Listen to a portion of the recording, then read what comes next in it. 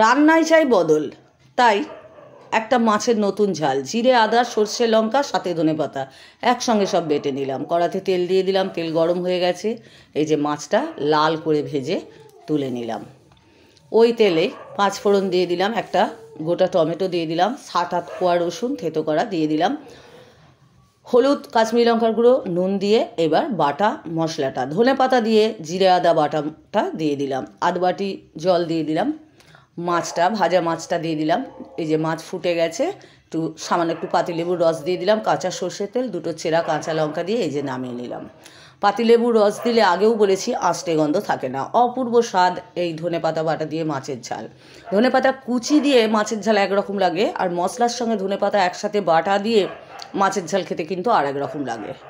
সব কিছুতেই চাই আমরা বদল, তাই আমাদের খাওয়াতেও কেন বদল হবে না বলুন?